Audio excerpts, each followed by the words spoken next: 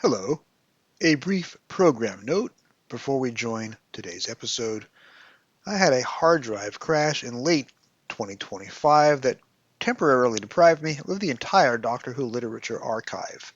I was, thanks to the help of a data recovery service right here in Brooklyn, New York, able to recover 99% of the contents of that drive.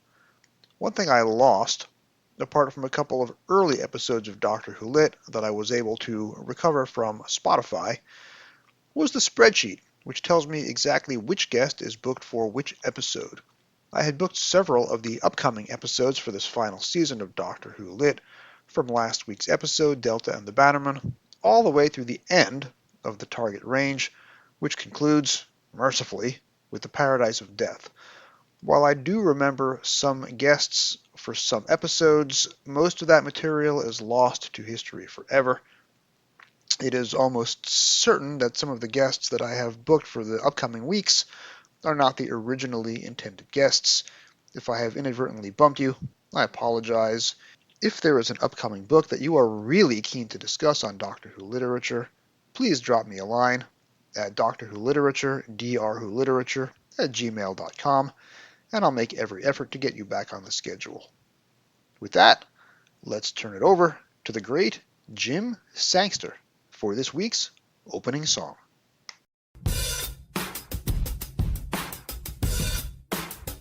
He's got a frozen heart, and his life's been torn apart. She has him in rapture, a sub-zero sculpture. Now he runs a freezer store, where the ice will never thaw, and the situation's dire in the quest for Dragonfire. Because the Doctor and his friends will work together, making sure he'll be here forever. The map leads off to a dead end, the route's just taking a downward trend. Scaling a cliff to find the treasure, the Doctor's just taking a desperate measure. He can hang from his umbrella, he can hang from his umbrella.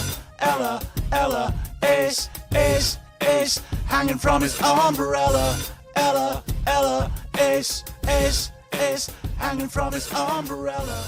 Ella, Ella, ace, ace, ace.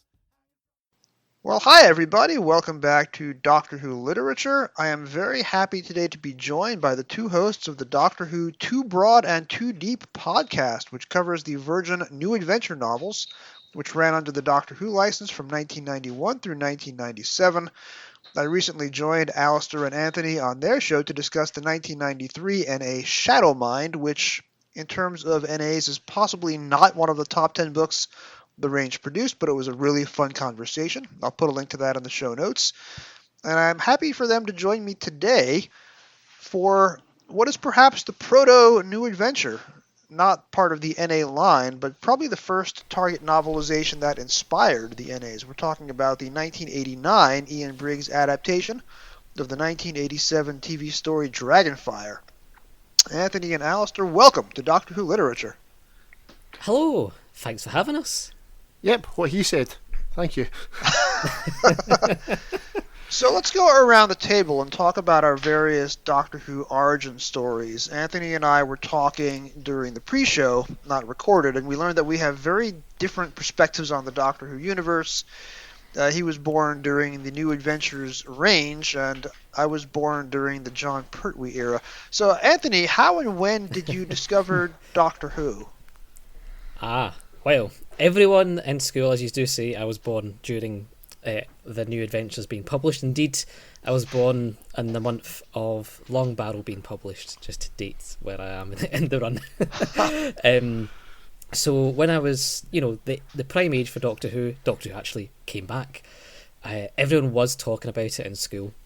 I didn't watch the first series, but after it, I was hearing from pals about it, and I was like, right, I'm going to try and find some of this, around the place. And I was on holiday down in my aunt is a nun, and she was down in Leeds in a convent, and we stayed there for 2 weeks in a convent in Leeds. And one day we went exploring in a charity shop, and I bought this VHS of Dragonfire because it said Doctor Who in it, and I was like, that's what everyone's talking about in school. Everyone's been talking about this show. So I sat down in the convent with an old VHS player and watched what I thought what everyone was talking about in school. And yeah, Dragonfire was that cornerstone text for me of what I thought Doctor Who was, what everyone was buzzing about, and I was kind of getting it because I was like, this is quite funky. I loved the cover. I mean, the cover's great on this, but the whole theme tune, just everything kind of enraptured me. So really, I got into Doctor Who because of Dragonfire, which I don't think many people can say in 2005. It's an amazing coincidence, although my first Doctor Who episode on TV was Time Flight, so you perhaps have a much easier entry point than I did. Well, it was certainly a good point at least to get into it, and no cliffhanger could stop me from watching it, even ones in Dragonfire. Alistair, how about yourself? I was a casual viewer for the longest time, Jason. It was just visiting grandparents, visiting cousins. I would be on the telly. I would be aware it was on. First time I was really aware of it was the Colin Baker era, although I was born during the Tom Baker era. And it was the first one I really saw was the one with Alexis Hale in it. Was it Revelation of the Daleks? But the first one I properly tuned into, the first one where I caught onto the hype and the excitement of it was Survival for Sylvester McCoy. So tuned in, watched that, I thought this is brilliant, can't wait to see more of this, and it never bloody came back. And then you only had a 16-year wait for Rose to come to television. Well, luckily my school library was packed full of targets, so I just devoured as many of them as I could until the show came back. And there's not many, but a handful of them don't tell you what Doctor it is in the front. And I really enjoyed them, like Time in the Rani doesn't have any clue it's Sylvester McCoy in the front apart from like the typeface. There's no images of McCoy. And it was fun reading them going, I wonder what version this is. And it's... Yeah, there was an awful long wait between Survival and the TV movie. And yeah, that was my experience. So, Anthony, you and I met because I am the moderator of the New Adventures group over on Facebook, and you and Alistair started a podcast about a year ago covering the New Adventures month by month. As I mentioned when I was on your show talking about Shadowmind, I was 18 years old when the NAs released, and I was in the exact right age to enjoy those books to the fullest, and I was following them along month by month as they came out until my second year of law school, or as you call it, the month you were born.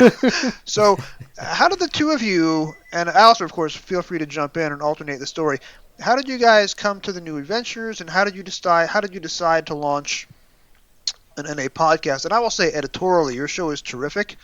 Even though this is a Target novelization podcast, this is also an NA house, and I talk about them whenever I can, and I've had a few NA authors on as guests. I am a huge fan of that series and have been now since 1991.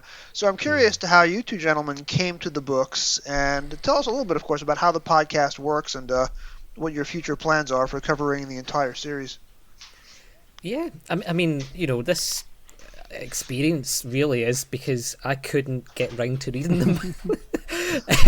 About 10, maybe 15 even years ago, like quite early on in my Doctor Who fandom, like Dragonfire, like I said, being my first story, I've always had this leaning into the old series and what that was like, and I did find in I think a charity shop somewhere down south on one holiday one summer, Time Worm Genesis, and that was my first foray into the New Adventures, and I picked up maybe one or two others, and I just was like, no, this isn't really what I'm wanting out of Doctor Who, even as a teenager, who was meant to be the target audience of this, albeit maybe 10-15 years after those were published, and I never really kind of went back to them. But there was a time during, you know, me and Alistair were both from the Glasgow Doctor Who Society, and we were just, I think we had been talking in the society about things about the new series, and you know, different hiatuses have been happening, and I've been saying to other fans that across the place about it, and I was like, I should maybe just go back and explore what these New Adventures were doing and just do it from the beginning and see if there's anyone interested. And at first it was folk in our Glasgow Doctor Who Society I went to, because I was like, well, I knew Alistair was a big fan of it. There's been others like Jamie and Barry who's been on, who quite liked him at the time too. So initially it was really a kind of Glasgow Who Society based sort of podcast. But yeah, that's when I asked Alistair. Yeah, for me, I read a few of them at the time, but I remember seeing Love and War in John Menzies in Glasgow and being curious about it, but not quite having. I was still waiting for the series to come back. This felt like a stopgap for me, so I left it. And to this day, I'm kicking myself that I did not pick up a brand new copy of Love and War. But here we are. I read them on and off throughout the range, and it was mostly when whatever ones my Johnston Public Library got in. So I would kind of dip in and out every so often, like Lucifer Rising. I made a point of finding it. I found it a couple of years after it was released because one of my pals was going, "Oh, you like Babylon 5, don't you?" "Yeah." "Right, well, this is Babylon 5 before we had Babylon 5. Go and read it." And that was a fair description of it. So I've kind of dipped in and out, and it wasn't until around about the time the series came back and I got back into it, I was like, maybe I should go back and read these books again.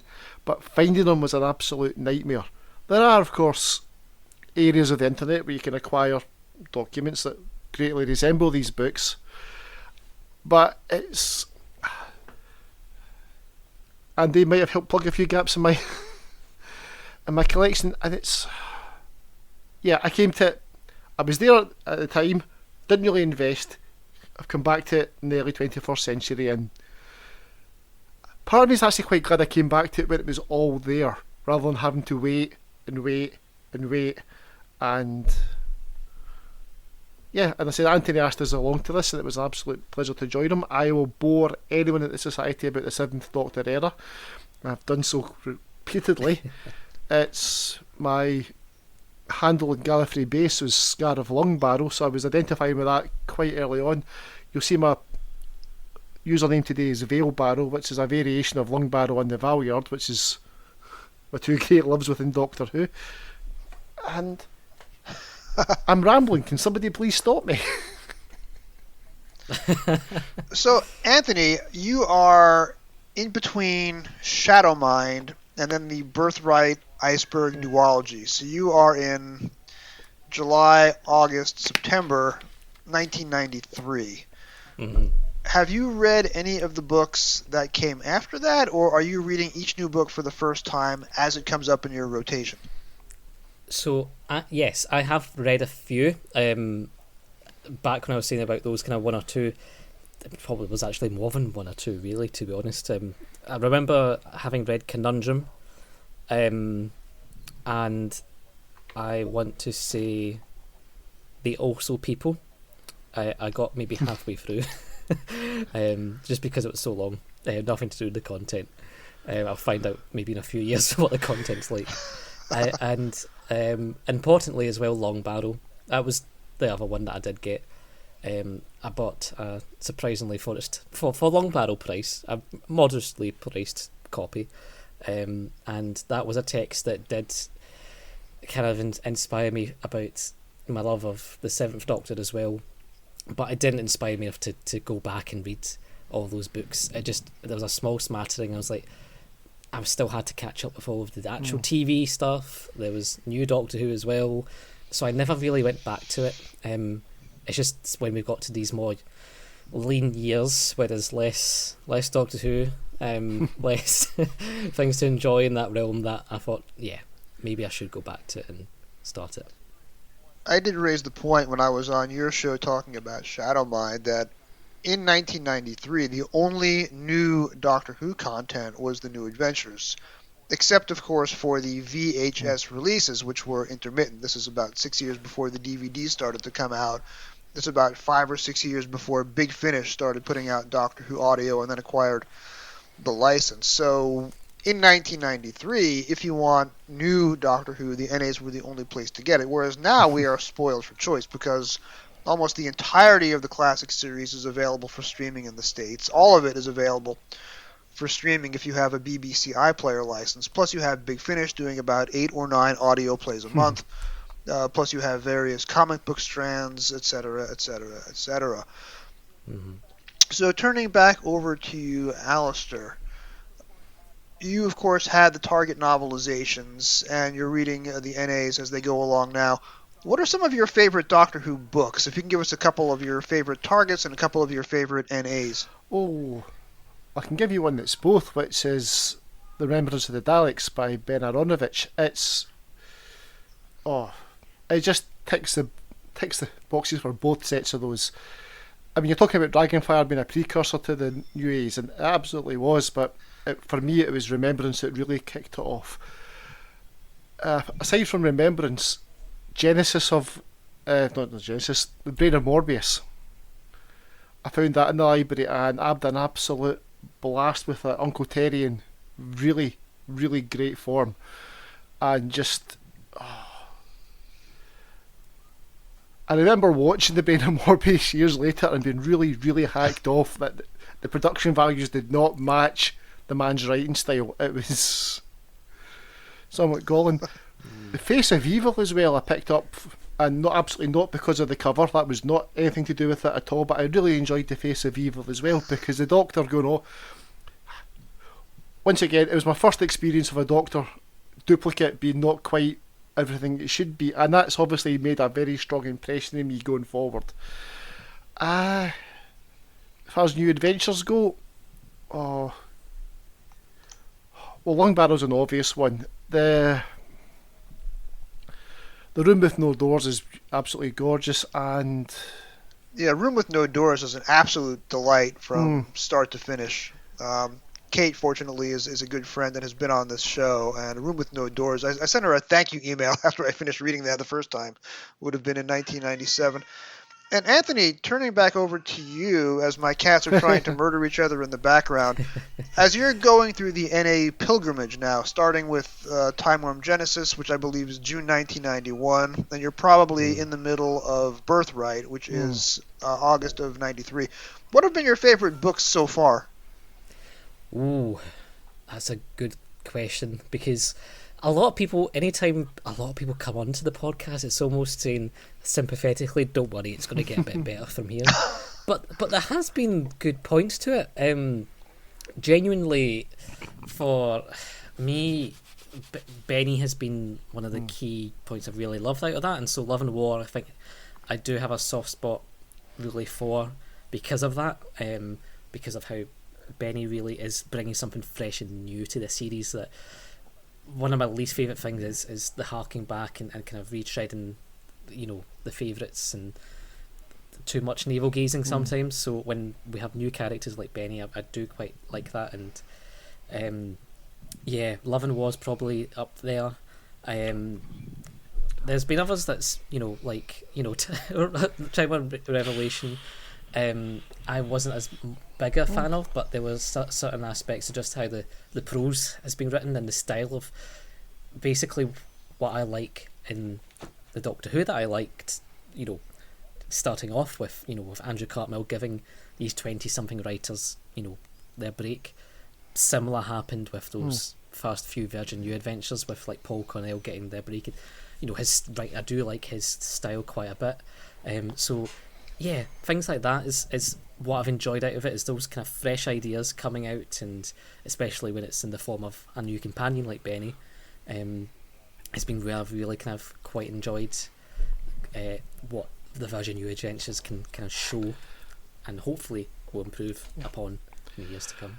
And as I had mentioned when I was on your show for Shadowmind, the very thing that made the New Adventures so great is what makes them a little harder to access now 30 years on, because Peter Darvill Evans and then Rebecca Levine were giving these writers in their 20s the chance to learn as they go by writing full-length novels to which they retain copyright, which other TV tie-in lines like Star Wars and Star Trek are not doing. Copyright goes to the owner, and the writer gets a flat fee. So as far as the New Adventures go, you're getting these embryonic writers, most of whom went on to incredible things. If you're not talking about Paul Cornell, you're talking about Ben Aronovich, you're talking about Mark Gatiss, you're talking about Lance Parkin. Russell T Davies writes a New Adventure in 1996. Not quite sure what happened to him, but it involves a lot of navel gazing back to the 1960s and 70s on television in the year 2025, slash end editorial. So I highly recommend Too Broad and Too Deep, and not just because I've been on it. I am a regular listener, even before I begged you guys for an audience slot. I love the new adventures, and it's great watching you two discover the line as it unfolds, and you are not even halfway home, so there's certainly plenty of great books left for you to discover. And I won't spoil it except to say that the next 7 books between Birthright and No Future is, for me, one of the high points of the line. So I hope you enjoy the next 7 as much as I did. It's been one of the great things about it has been having folk like you and other folk who have so many different experiences of this range that it is the unsung hero of what kept the light burning for Doctor Who fans in the 1990s. Like, it really ought to deserve that level of exposure, and just kind of, especially at this moment right now where a lot of people feel like there ought not to be Doctor Who on, or that there's a feeling that there's not going to be enough Doctor Who on in the future. Like, looking back at what people did when they wanted to strive to continue what Doctor Who is, and what the approach was to try and make it new, and make it be bold and broad and deep, for fans and readers alike. So yeah, that's the joy of what I've been finding, is also getting so many different perspectives from folk who read it at the time, but also newer folk, and yeah, that's the joy that you can still have 30 years on from this range. And just when you mentioned Kate Orman, Jason, I was completely and utterly remiss. So Vile a Sin should absolutely have been on my list. This had been up the very bloody top. I love that book. That's drowning in alternative doctors. So I wanted that on the record in case Kate listens at any point. I did not forget that. I was love it. So let's pivot over and talk about Dragonfire. Anthony, when you discovered the Dragonfire VHS, what were your initial impressions, and what do you think of it now? Oh, I mean, the initial impression for me as a story was the cover of that VHS. Like, it is glorious to look at. You have the titular dragon with big lasers, like, firing through. There's a sort of very sort of subdued McCoy in the darkness brooding, and it just was very evocative, and it's the style of VHS covers I love. I really love that style of art on the Doctor Who VHSs of the time. And when I watched the story, and I have vivid memories, and maybe the opposite of what Alister was saying was that he felt betrayal of what he read to what he then saw on screen in Brain and Mobius. Seeing what I saw on VHS and then reading perhaps the Target today was very interesting. How lack of being invoked of some of that style of brooding that's maybe not translated into the produced television product was a bit of an issue. But I really loved a lot of the scene setting, the world setting as well, as silly as some of it looks with some of the puppets and the bars and whatever. It just sort of made itself a world to me that I just really was enraptured by, and I was really, enrapturing was probably the term for it, because I hadn't seen nothing like it before. I probably still haven't seen anything like it yet in terms of some of the ways they try to extol drama within it, but yeah, I it's a real comfort story for me somehow because of that, with Dragonfire, so I've got a soft spot for it quite a bit. There is definitely a gulf between what Ian Briggs had in his imagination versus what John Nathan Turner was able to produce in 3 25-minute segments on a 1987 budget. So when you especially read the last 60 pages of the book, which is all of Part 3 on television, you're going to find a lot of depth and visuals that, apart from the destruction of Kane, you just could not realize on camera. Which segues neatly over to Alister. What were your impressions of Dragonfire when you first would have seen it, and what were your first impressions of the Target? Well, sadly, it wasn't one of the ones I saw at the time. I saw it a wee bit after. I hate to say it, Anthony, probably in a very similar VHS to what you've got there. It's I love that it doesn't match the book. The book is definitely more epic, but you can see what they were aiming for. There's not a lack of ambition with that. They've tried very hard. It feels like it's a wee story at the side of a bigger story. I mean, there's Cain. The guy's lived for 3,000 years. That's a whole species and civilization we should be looking at, but we're catching a wee footnote. It feels like we're in part of a lived world. It feels like we're part of a bigger story, and okay, it hasn't lived up to it hasn't aged very well with its visuals, but for the time, it was doing absolutely fine. Like Anthony, I retain an affection for it. One of the great things about Dragonfire is that all of the names are Easter eggs, even more so in the book. Every character and spaceship name is a reference to some other piece of the literature or nonfiction. And I would have read this book. I would have bought it when it came out. The street date is March 1989. I would have gotten it at some point within a few months of that, however much lag there was in the U.S. distribution. And of course, as a 15-year-old boy with a 16-year-old girl on the cover, I was very much taken with the introduction of Ace. But at that point, I was too young to know about Nosferatu. I would not have recognized the name Eisenstein. I would not have understood the gag about two characters being named Bazin and McLuhan. If you guys can talk to me about the depth of the character names and the allusions, with an A, allusions, that Ian Briggs gives us throughout the story. For example, over on the Doctor Who Target Book Club podcast, they covered Dragonfire last year, and Allison on that show points out this is a vampire story, with Cain being a vampire seducing young girls, and with the spaceship being named Nosferatu. And that was before the Robert Eggers remake came out. So what do you guys think of the depth of this novel? Starting with Anthony. Yeah, no, I mean, there's definitely, like you say, in terms of, Nosferatu, in terms of, I think there's even that line about, when he says to Patricia Quinn about, the affection that you think I had in the past and things like this, and he's trying to be that romancer, especially of women, because that's what you see on screen in terms of, Patricia Quinn's character, but also Ace, and trying to lure her to his side. And, people, the intimacy of how he kills people as well is like, he's not quite biting their neck, he's putting their hands on their faces, things like that.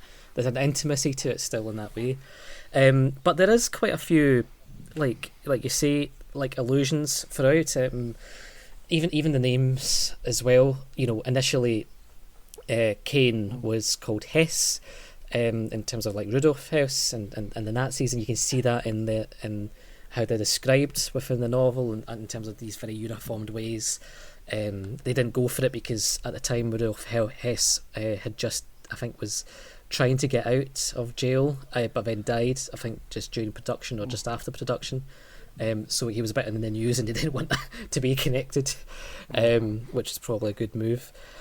But there's allusions like that with names, and even when we're talking about Ace as well, with the allusions with what she has with her actual name being Dorothy, and the whole Wizard of Oz aspect of her, which I really love as a sort of, again, one part that I found fun as a kid in 2005 watching was how realistic that story, like, as much as it is 1987, it's a VHS, could have been a story that was for the new series. Like, Ace is such a realistic character that could have been like a modern day companion, but that idea of, instead of her having that like fairy tale, almost Disney style thing of like the Wizard of Oz and being taken away to a wondrous land, she's taken to like Ice World where she's a waitress and stuck in a dead end job, and it's such a almost like Moffat-y style sort of thing to do, like this cruel twist on what you can do with fairy tales, that I think is really nice and clever, and I wish was kind of weaved out a bit more in the story, but it's a lovely illusion in that story that I love as well. And not to spoil any new adventures that you haven't read yet, but as winter turns into spring, you're going to read a new adventure that also has some pretty unsubtle, heavy Wizard of Oz allusions, and I'll let you discover which one that is. naming the character Hess, I think, would have been a mistake.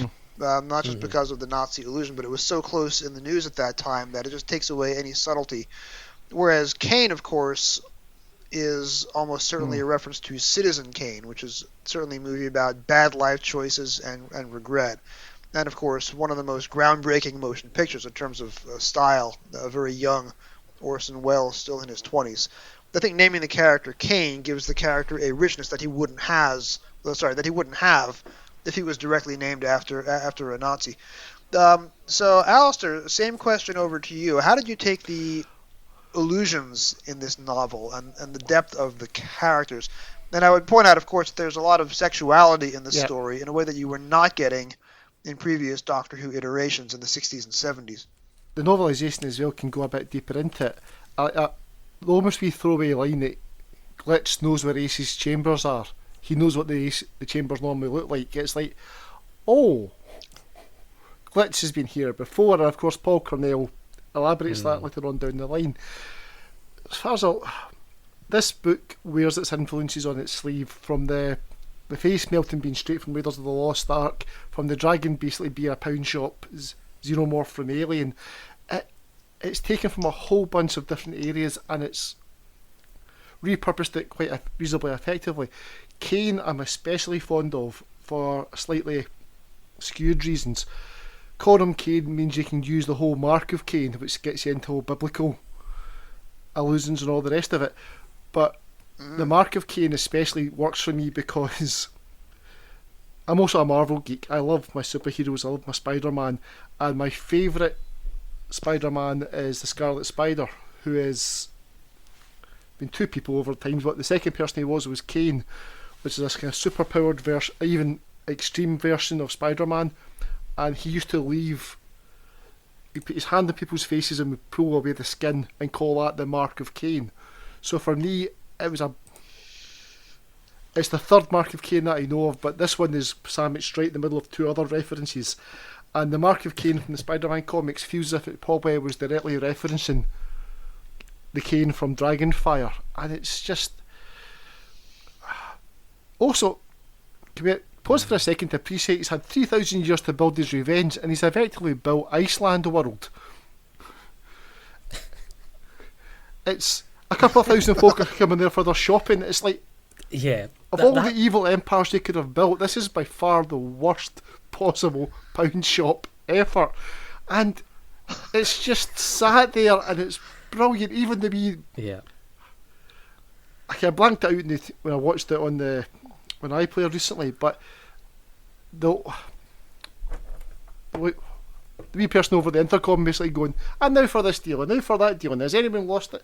It's just, it wears it on its sleeve. It's a wee Poundland shop. It's brilliant. That's one of the issues I do have with it though, and it's one of the, it doesn't come to the fore really till the end about that, illusions about how he's got this mass empire, like criminal empire, and he's running gangster Iceland. It's the issue is that he's had 3,000 years. Like how is he not nipped downstairs to just dump himself into a freeze and go off world? There's all this stuff that comes to the fore, I think, in my mind about it, and it's why I think some of the changes that happened and you can see some of them in the script, which do sometimes get filtered into the novel, but like the illusions, like we were saying about the vampire stuff, on top of what the initial script was going to be about this kind of story, which was called The Pyramid's Treasure, initially with Ian Briggs when he submitted that, and how it was about this kind of like stroppy teenager who was, really kind of like financing things, and he had comedy sidekicks and all this. He'd then tried to crowbar that with more serious things like these illusions with like vampirism or aliens and Alien and all of this happening, and I think some of them don't always add up, and that's one of them for me, because if he had that empire, surely he would not be a prisoner on that planet. The idea of an intergalactic war criminal retiring to operate a grocery store certainly has comedy potential. Oh yeah. Like, I mean, if he was like, if I was maybe redoing this, I wouldn't have Kane as the main villain until like episode end of episode 2, beginning of episode 3. Um, I would do like a sort of Dracula 1972 and have people trying to awaken this sort of legend that they hear within the ice world, and it's been him that's been buried there for like 3,000 years, because that would make sense as to why he doesn't know that his planet's been destroyed, or he's not tried to nip into a cold spaceship to get home. Like, there's other ways that I think some of these illusions could better, fit each other. One of the things that fascinates me about the McCoy era is this is the first time Doctor Who is trying to tell three-part stories that are scripted as three-part stories. Planet of Giants, which is 24 years ago in television time, but the novelization has not yet come out in 1989, so we haven't gotten to it on this show yet. Planet of Giants was scripted and produced as a four-parter and was cut down to 3 parts in post-production, whereas for the first time ever, Delta and the Bannermen and Dragonfire are scripted as 3-parters from authors who would have pitched probably as 4-parters, and a lot has to be cut out. One of the more regrettable aspects in retrospect is that the McCoy era always makes exactly the wrong choice, choosing which to be 3, which to be 4 parts. Ghostlight, for example, needs to be at least a 4-part story. Time and the Rani certainly would have benefited from being 3 parts instead of 4, for example. Dragonfire, and I have not seen the raw footage on the Blu-ray yet, but you could probably cut a 4-part version of Dragonfire, and especially in the novelization, where the text for part 3 is enough text for 2 episodes. There is a lot of story here that could have been told, and if this were to be produced as a new series story with much more sophisticated special effects, and of course now it's 20 years further on in time, you probably could have done more with the adult romantic / sexual contact that had to be heavily neutered or implied on television. There's also a scene, Alistair, I'll point out in the novelization, where Ace looks at a stain on her ceiling and thinks of Glitz. I have some friends who find a lot of suggestiveness in that line as well. And if memory serves me right, Love and War, the new adventure, mentions that Ace landed on Iceworld on the deck of Glitz's ship. And I believe the implication was that Glitz was supposed to be the person who brought Ace into adulthood, to put it euphemistically, which does not come across on television at all, but that was what was in Ian Briggs's head. And I'm glad that it's not really in the text, even within the novelization, because like you say, Alistair, like that one line on, was it page 145, I think, about Glitz knew the way to Ace's quarters. I don't think it marries up enough for it to be that level of intimate relations, perhaps. I think there's another line saying that, I think either Glitz had been there for about 2 days or something like this, so there's a very short amount of time between Glitz being there and, knowing Ace and such, and I'm glad that it's not alluded to further, should I say, because that's one of the sides that I really, as much as it could be a prelude to what happens in Virgin New Adventures, is the things that they prelude that ought not to happen in the Virgin New Adventures, are things like that. We've talked a lot about Ace so far. One thing we haven't talked about is a character who does not appear on the novelization cover, but does appear on the VHS cover, and that is Bonnie Langford. This is Bonnie Langford's farewell. She decided to leave the show rather late in the game, so her departure scene was written, I believe, pretty much on the spot, and was recorded right before the studio lights were scheduled to turn off. Bonnie Langford and Sophie Aldred have both come back to Doctor Who in the 2020s, and Bonnie has actually been a recurring character in the second RTD/Ncuti Gatwa era, so we've seen a lot of her on TV lately. She's been able to come back and redo the character, which is amazing because I think she was given short shrift by fandom in 1986 and 1987 as a musical comedy performer in a sci-fi show. Maybe she wasn't well received. But she's still doing Doctor Who, and she was, of course, was on Broadway earlier this year in a Stephen Sondheim review. My daughter got to see her on Broadway about 6 months ago. What do you guys think of Bonnie Langford in the story, and what do you think of her more recent performances on Doctor Who? Most recently, she was in the last televised episode, The Reality War. Oh well, I I I think Mel is important for this story because you need what Mel worked well with was being a good contrast to the Sixth Doctor and the the abrasive nature that he had. She was the more happy-go-lucky style that really helped to kind of contrast that. That's harder to do with McCoy. It's easier to do when you have Sophie Aldred there as Ace, because Ace is basically doing her McCoy, doing like a Colin Baker abrasive nature, but as a real kind of more like realistic sort of teenager instead. And so that pairing, I actually think would work quite well to be kind of like off against each other as they are in this story. So Mel does have a role in this story, and it's to kind of be the bounce off of Ace in a way, and I think that's what I kind of enjoy most about Mel in this story, because she has a very nice ending scene. It's probably one of the more actually tender scenes we have within the series. I don't get her logic, and like you say, it was a last minute thing of her giving up on travelling and deciding to then travel in such a linear way with glitz at the end. Like that whole, I think John Predo's done a review of the scripts, and we saw what the initial script looked like for the ending, and Ace going with glitz does make sense because they're kind of bantering off each other, calling each other names, and you're like, yeah, that fits well, but Mel kind of doesn't. So my hot take is that Mel ought to have stayed for season 25.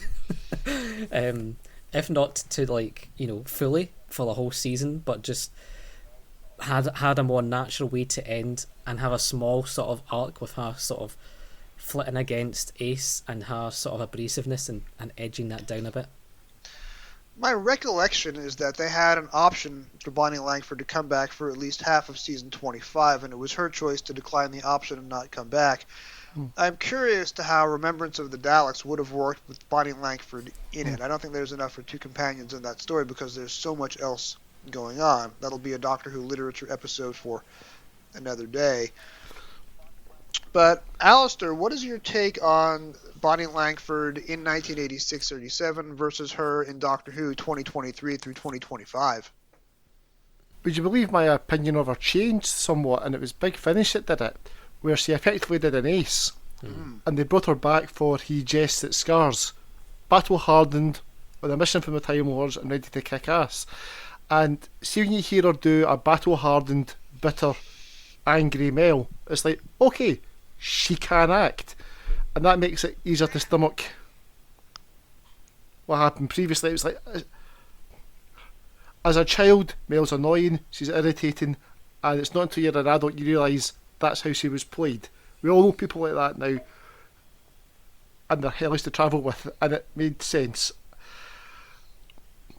In terms of the new series, it's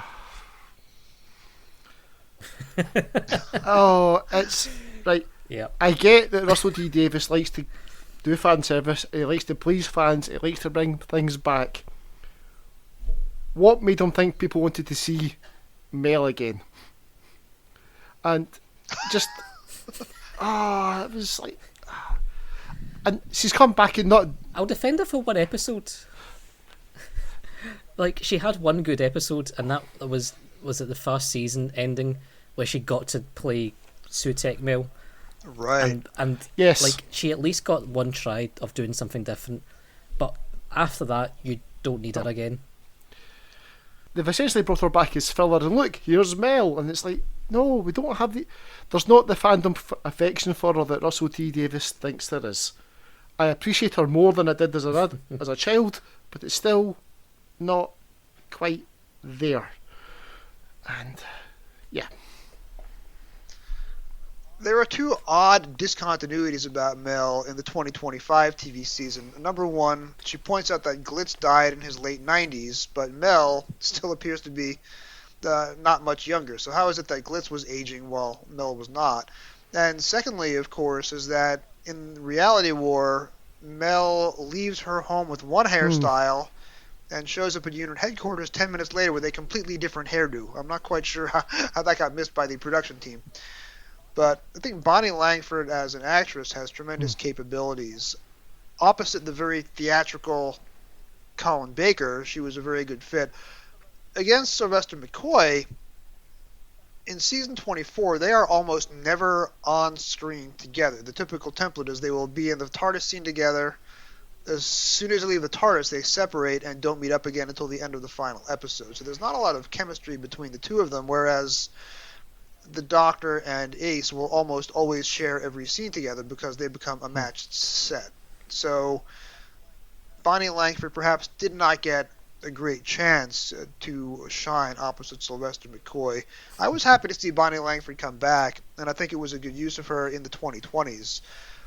But I also want to say that in Big Finish, she was also in The Fires of Vulcan, which is a terrific subdued performance from her. And perhaps if that was what was written for her in 1986 and 1987, fandom might not have had that kind of negative reaction. Starting with Alister, are there any points about Dragonfire on TV or Dragonfire the book that we haven't talked about so far today? I'm sure there's nothing springing to mind right away, apart from that climb, that cliffhanger, where Sylvester McCoy hangs from his umbrella for no damn reason. It makes a bit more sense in the book, but still...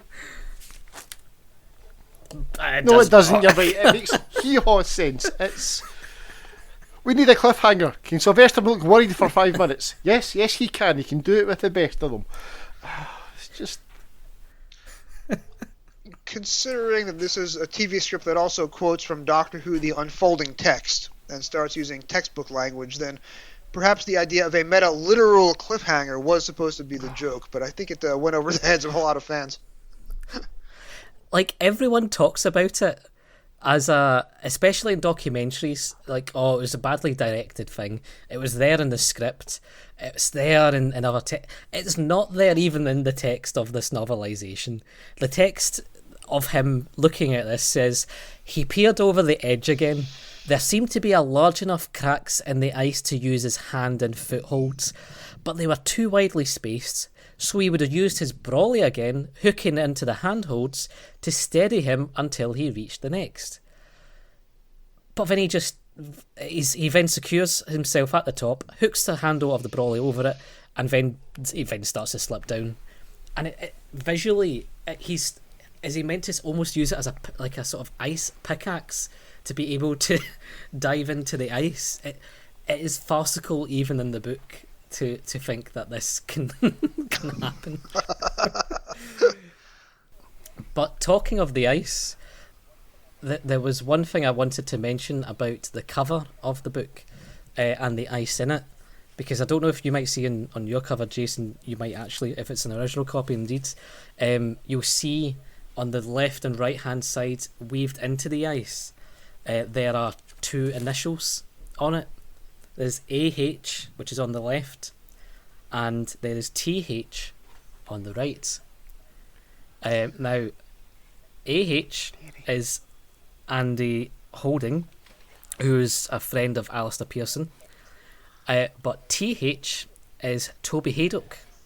Oh. And this is his first markings on Doctor Who fandom, it seems, is that Alister Pearson, as a sort of like token, put in Andy Holding and Toby Haydock's initials into the ice on the cover. So that's a little bit of tidbit knowledge. Well, I want to thank you guys for joining me. After the break, we'll have my hopefully brief audio essay on the content of the Dragonfire novelization, my review. But, Alister, where can we find you online? Online, I spurn social media, as Anthony will tell you. It's a miracle I even find our links up in it.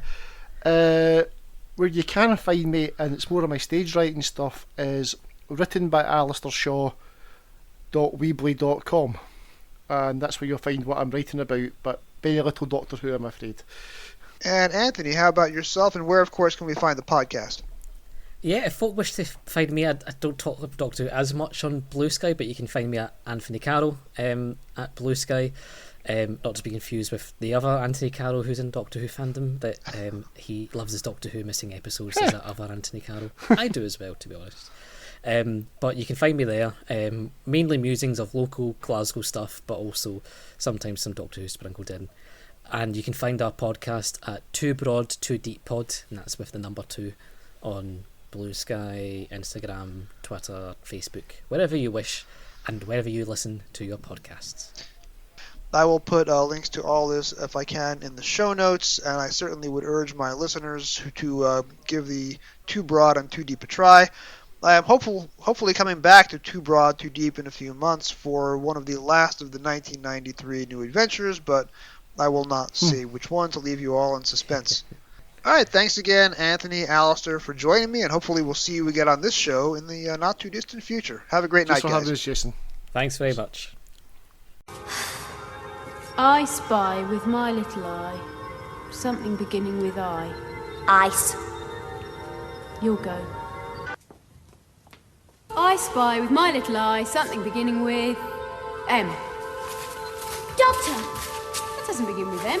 Doctor Who, Dragonfire, written by Ian Briggs, televised as Dragonfire, teleplay by Ian Briggs, televised in November and December 1987, paperback release date March 16, 1989, target book number 137, cover artist Alister Pearson. When the Doctor and Mel arrive in the space trading colony Iceworld, the Doctor can feel that there's mischief afoot, and he and Mel don't have long to wait before they discover the culprit. For there in the refreshment bar, they meet up with that old intergalactic rogue, Sabalam Glitz. Glitz is hot on the trail of hidden treasure, and the Doctor, keen to do some scientific research, decides to join him.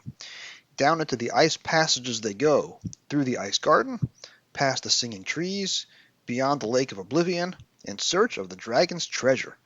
But the Doctor and his companions don't know the true worth of this mythical hoard. Only Kane, the most feared man in Iceworld, knows the secret of the Dragonfire. I'm very pleased that I was able to secure Anthony and Alistair as guests for this episode, because for me, the Dragonfire novelization is really the earliest new adventure, in publication order in the targets, to demonstrate what the new adventures would later do, even if Ian Briggs did not end up writing an NA himself, and even if Briggs' later Curse of Fenric novelization is an even more accurate template for the NAs. I recently discussed the Fenric novelization with Tony, Allison, and Dalton over on the Doctor Who Target Book Club podcast, and I'll link to that in the show notes in case you haven't heard the episode yet. But if you subscribe to this show, and not that one, then you're missing out on several years' worth of top-tier Doctor Who podcasting.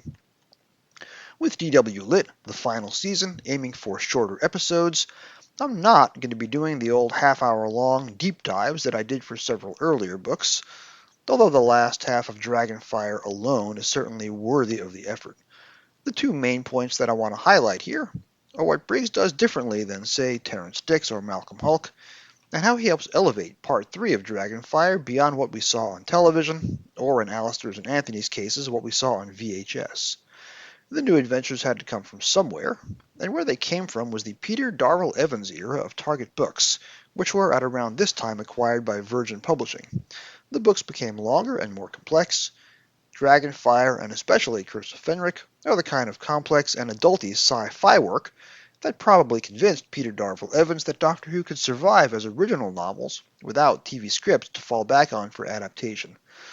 The prose in Dragonfire is pretty excellent, written at a higher grade level than Terrance, but without sacrificing clarity, and without overdoing it on adjectives or slightly ill-fitting use of 5- and 6-syllable vocabulary words. Looking at you, John Lucarotti. Looking at you, Brian Hales. This is the story that introduces Ace, the first issues-driven, contemporary companion since Season 11's Sarah Jane Smith. Ace may be a teenager, but Briggs uses her to explore some very adult concepts, as we mentioned earlier. Most of the Dragonfire TV guest cast is named for filmmakers and critics, and the novelization kicks that up a notch by adding even more names. Iceworld's bartender and Ace's boss is renamed from Anderson to Eisenstein. Sadly, I didn't check to see if the word citizen appears anywhere near Kane in the text, but I wouldn't be surprised if it did. Quote, the doctor looked at the waitress. She seemed bright and lovely, a bit argumentative maybe, but that's what teenagers were supposed to be. And here is Ace, and what a terrific entry. Probably not planned by JNT and Andrew Cartmel and Ian Briggs in 1987, for Ace to wind up being the anchor companion of the new adventures and undergo, well, what happens to her in that line of books. But she's memorable via Briggs's pen, and it's easy to see why PDE could look at this text and go, there's a long-running line of books in here somewhere.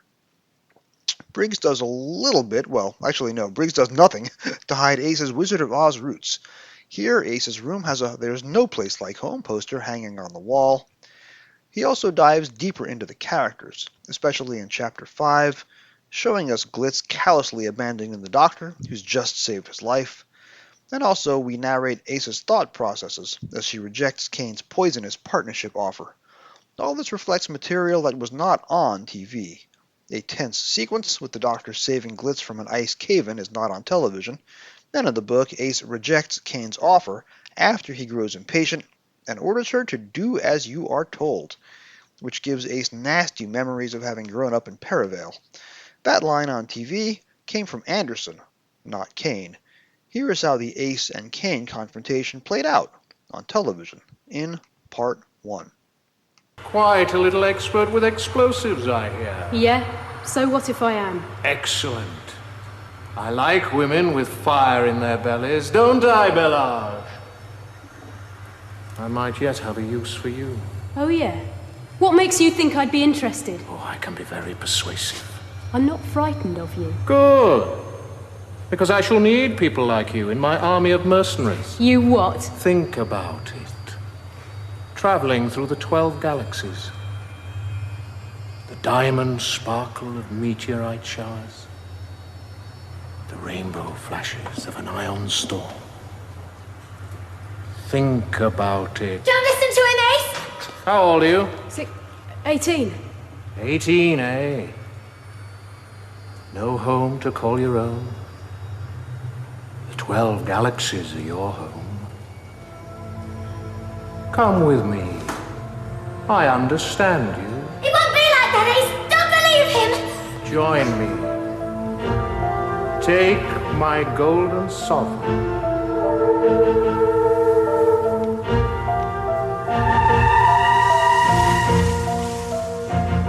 Take the sovereign. Don't do it, Ace! Please, don't do it! You've heard altogether too much. Freeze her! No! Ace! Take the coin. Take the coin. Right! Freeze! Don't freeze! Stand still! And let Mel go! Also remarkable in the book is Kane's murder of his sculptor in Chapter 6, told with surprising realism from the victim's point of view. Another tense moment in Chapter 6 is where Mel rescues Ace on the ice cliff face from a leaky Nitro 9 canister. That's a moment we also did not get on television. Briggs works in welcome observational humor throughout. Quote, the Doctor regarded the simian-featured guard and began to doubt whether in fact the guard was high up enough the evolutionary ladder to comprehend spoken language. That is, of course, before the semiotic thickness monologue. And Glitz, quote, always had trouble with feminists, usually because they were right and he was wrong. The Doctor's morality is fiercely on display. In the last story before the Cartmel master plan started experimenting with that.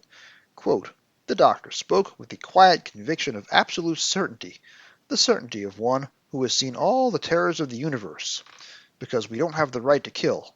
Ever, says the Doctor. Chapter 10 ends with the author revealing a looming death which the Doctor inadvertently causes.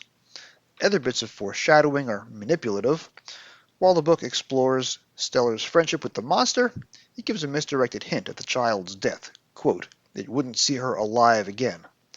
End quote. Although not for reasons you might guess from that sentence. Stellar here is called the Star Child, and the final line of the book reminds me of the final chapter of Arthur C. Clarke's novel version of the movie 2001 A Space Odyssey. And this is where I would work in some bars from Thus Spake Zarathustra, But copyright claims on Spotify and especially YouTube have been amping up recently, so I'm trying to avoid those sort of musical cues.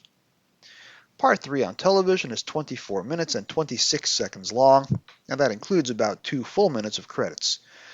It's ordinarily a mistake to introduce major characters in the final episode of a TV serial, so Bazin and McLuhan's appearance in Part 3 seems to me a clunky way of making up for Krakauer and Balaz having been killed off in Part 2 before their plot utility ended. The novelization fixes this by lending a lot of internal depth to Bazin and McLuhan, which didn't come across on screen.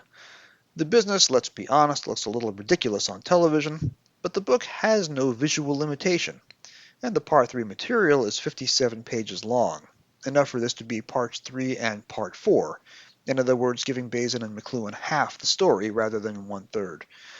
Narrated from McLuhan's point of view, she tracks the length of the hunt and notes that most A and T hunts end, with either the hunter or the hunted dead, within less than 2 hours. Bazin's injury is so bad in the book as to require morphine. McLuhan also recalls the death of a childhood playmate in a tragic rock-climbing accident. If you're wondering how 57 pages of text can be expanded from a 24 or basically 22-minute TV script, that's how you do it.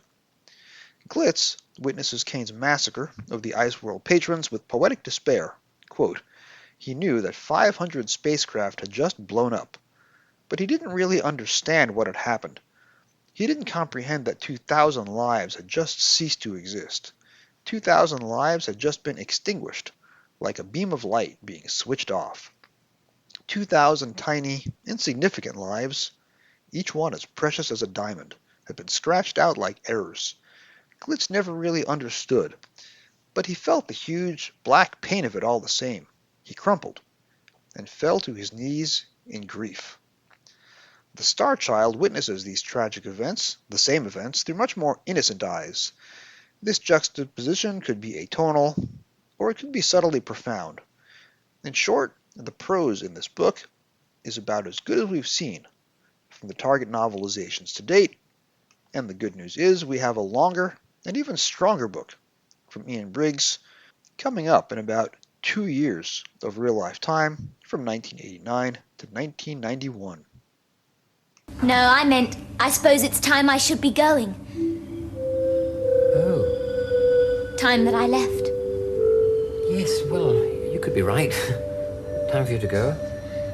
Before I go, Real business time. Doctor! Well, you must go. Before I go, I'd just like to say... No point, Mel. No point hanging around wasting time. No, I'm not going until I've said my piece. I just wanted There's to no say... time, Mel.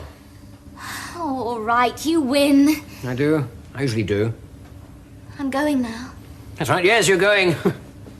You're gone for ages. You're already gone. You're still here. Just arrived. I haven't even met you yet. It all depends on who you are and how you look at it. Strange business. Time. Goodbye, Doctor. I'm sorry, Mel. Think about me when you're living your life, one day after another, all in a neat pattern. Think about the homeless traveller in his old police box. His days like crazy paving. Who said anything about home? If there's one criticism to be leveled at the novelization of Dragonfire, it's that Mel's departure scene in the final chapter, that is the 3-page chapter 16, is not nearly as poetic as what we just heard. My educated guess is that Andrew Cartmel wrote most of that material, and it really is lovely. I wish it had been in the novelization, but that's what the audio is for. That's what the DVDs are for. I hope you go back and give that scene another try. It is one of the most emotional companion departures in Doctor Who. Now, what do we talk about when we don't talk about Doctor Who? For much of 2025, I was not talking about Doctor Who, but the days were still 24 hours long. I still had a clock to punch and a kid to raise, and things I needed to read on the subway, and streaming services whose monthly costs I needed to justify by using them. And while the show was off the air, I was not entirely inactive in podcasting. Apart from occasional hosting gigs on Trap One, I also appeared on Too Broad and Too Deep, the Doctor Who Target Book Club podcast, A Kettle and Some String, what's in the box. And if I was on your show too and forgot to mention it here, please accept my apologies. 2025 was quite a year, and for reasons of sanity, a lot of short-term memory items did not transition to long-term. But one other thing I did in 2025 was act. Yes, me, who was in drama camp with Mariah Carey in the summer of 1981, then went in a slightly different direction than she did on the performance front.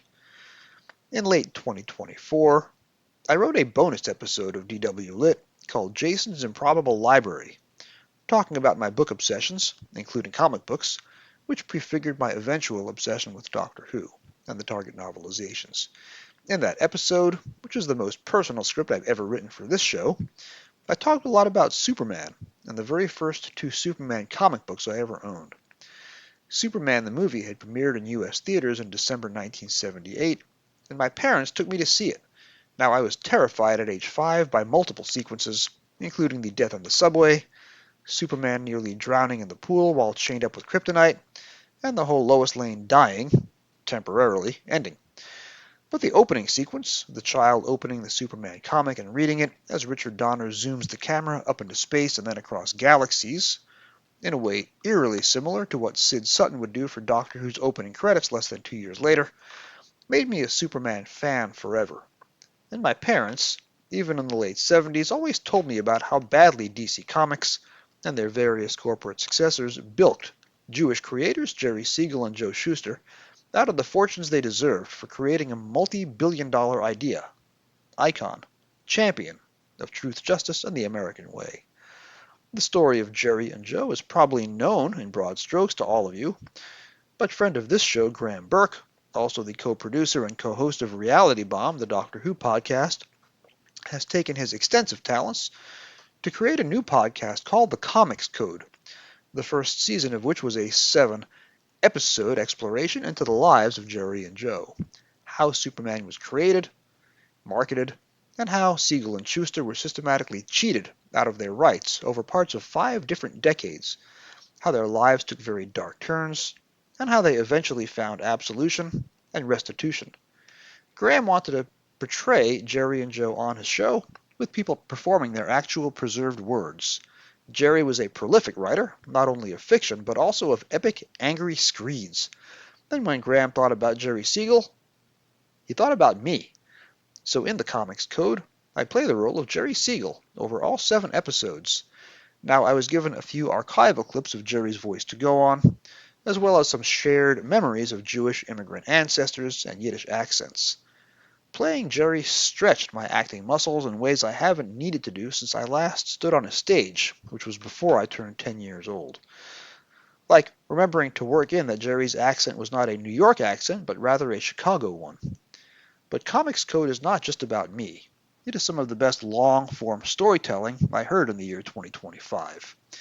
It reveals facets of Jerry and Joe's story and shows Graham's incredible research skills in telling that story, Siegel and Shuster, in a way never before accomplished.